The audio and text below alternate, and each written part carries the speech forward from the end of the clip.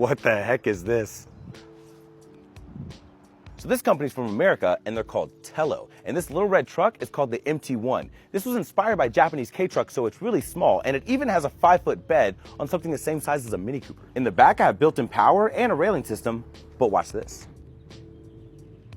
Now on top of my 5-foot bed, I can fold down a mid-gate to give me an 8-foot bed. And if I push this little black button right here, that gives me access to the gear tunnel. In the back, you can fit 1, 2, 3 people across, but only in a pinch, and my feet have plenty of room because the seat has a floating design. Inside, you get this giant glass roof, these fabric seats that may be heated or ventilated. I don't know, it's still a prototype, but I do get storage space here, a cup holder, this awesome looking touchscreen, and this awesome digital display. This will get an estimated 350 miles. This comes standard with a Tesla plug. It can tow 6,600 pounds, and oh yeah, it makes 500 horsepower. Behind me is China's answer to the Tesla Model S Plaid.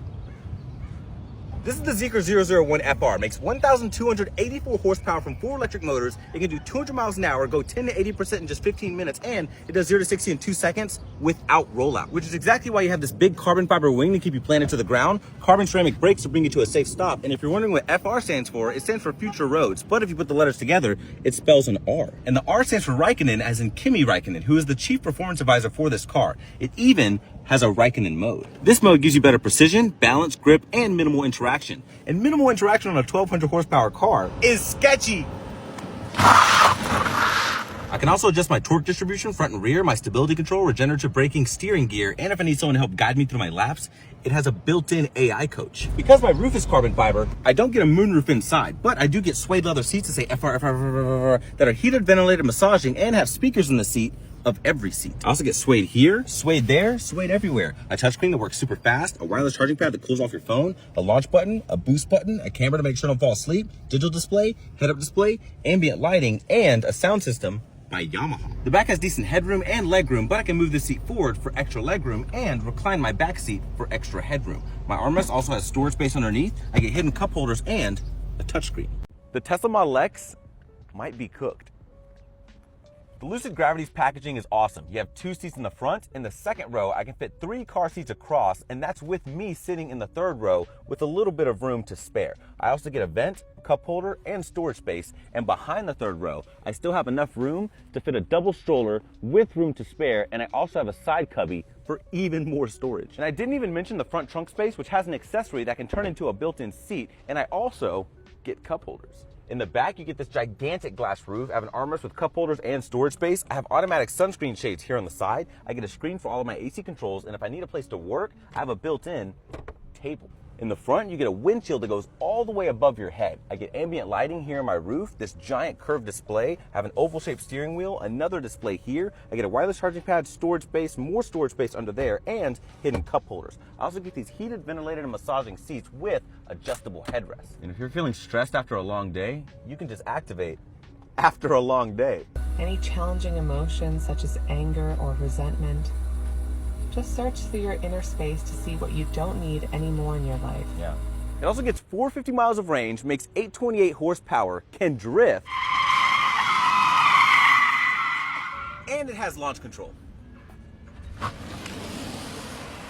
If you want to have family fun, behind me is the Carnival. In the back, it's a party. I get my own screens with Netflix, YouTube, and games. I have my own AC controls up here and my own sunscreen shades to keep sun off your skin and glare off your screen. But there's more. These back seats can move in and scoot all the way back so that I can do this. Now I can fully recline in these heated and ventilated seats that get not only 1 armrest, but 2. I also get a camera up there so the driver can keep an eye on the passengers. And my back moonroof can actually open. Even with my driving position and a giant car seat in the middle, I still have plenty of room in the third row. I also get cup holders, USB ports, sunscreen shades, adjustable headrests, and if I need even more room, I can recline. So on top of getting an insane amount of trunk space, if you want even more, you just fold down the seats. Inside, I get a moonroof, heated and ventilated seats. I get a wireless charging pad, curved display that has Apple CarPlay and Android Auto, a head-up display, a regular mirror, digital mirror. I get a heated steering wheel with paddle shifters, and I have voice memos to encourage myself later. You look like a minivan driver. Under the hood, you get a 4-cylinder hybrid that makes 242 horsepower, and because it gets 33 miles per gallon on a 19-gallon tank, you get over 600 miles on a full tank of gas. What is up, guys? So TikTok is going away tomorrow, and I just want to make this video to thank you guys for everything you've done to support Forest Auto Reviews. Starting from the beginning, I had moved to California with my wife. I was just doing YouTube, and I think it was maybe 3 weeks later, COVID had hit. And because I was exclusively on YouTube, and ultimately YouTube's a search engine, all the views went down. I was at a real low point, didn't know what to do because we had just moved out to California, and it was looking like the worst decision we'd ever made. But if that wouldn't have happened, I wouldn't have then went to try out TikTok, and then things wouldn't have taken off from there. And so, you know, that's where I was able to come up with this completely different style, because on YouTube I was doing long, like 20-minute videos, and now I'm doing like these super compressed 1-minute videos, so complete opposite.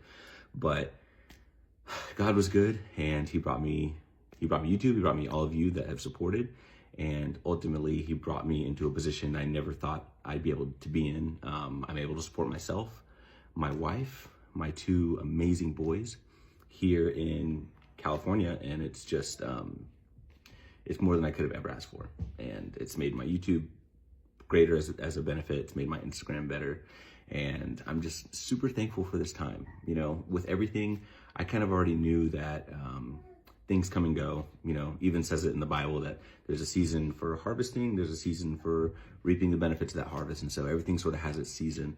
And you know, it is sad to see this season of TikTok go, but I know that once one door closes, another one opens.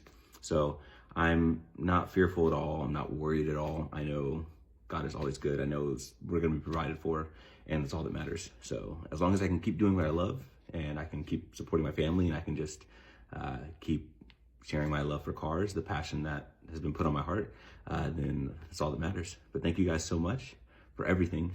And yeah, I'll see you guys on here. Also, in case you're wondering, I do not own every car that I film. I have 3 camera people, Zach, Gabe, and my wife, who helps occasionally. And what else do I get asked a lot? Oh, my hair care products. Shea Moisture is what I use all the time.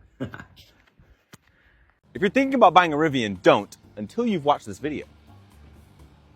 So Rivian gave me this Gen 2 Tri-Motor R1S for a couple of months. The exchange was pretty simple. No funds were involved, I get content, they get exposure, and feedback. Let's start with the pros. First of all, I think it looks really good, especially with these all-terrain tires. Second, this has the most optimized storage solutions I've ever seen. You get a ton of trunk space, even more space under here. I get ultra deep center console space. I get more storage space right down here, more storage space right here. Behind your third row, you have a really good amount of space, even more space if I pull down the third row. I have more storage space in this little cubby and more storage space under the floor. My family and I drove to Texas with 4 people, and we didn't even need a roof box. The range is also pretty good. It's doing about 340 miles with these all-terrains, but when I first got this dropped off, it had the range wheels, and I was easily getting about 400 miles in the city, about 325 miles strictly highway. It's also a monster off-road, arguably the best off-roader with fully independent suspension. It makes 850 horsepower as well, so it's super fast, but that's where the pros start to bleed into the cons. So if you're driving with family or kids in the car, odds are you're not using all 850 horsepower, and I'm willing to bet my entire channel that less than 10% of people actually will take this off-road. So if you remove those 2 things, you're left to focus on everything else, like build quality. And what is this? Maybe I'm being harsh. Even though it's 108, that technically does start in the mid-70s, but here's a car from China that's in the 50s.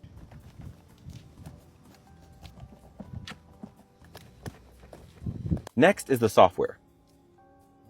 So, wow.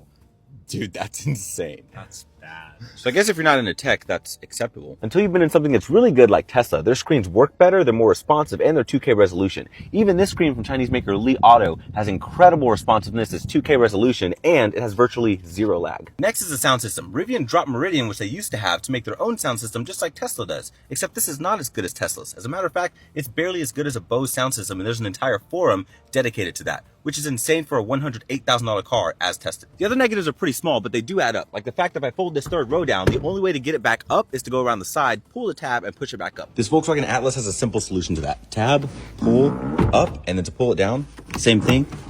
Easy. This also needs a digital rearview mirror. Whenever we came back from Texas, there was so much stuff in the trunk that I couldn't see out of one half of the window. You could do what this company does and just use the backup camera as your rearview mirror. And that brings me to my last point. This needs significantly better charging. It says 10 to 80% in about 45 minutes, but honestly, I was getting more about an hour. I did get 45 about twice, but that was really best case scenario. And that's kind of insane for 2025. Despite this video, I really do like Rivian. And I had the honor of having RJ in my video during the R2 launch. There's a verse in the Bible that I love. It says, "Wounds from a friend are better than kisses from an enemy." And I really hope Rivian knows I'm just trying to be a friend.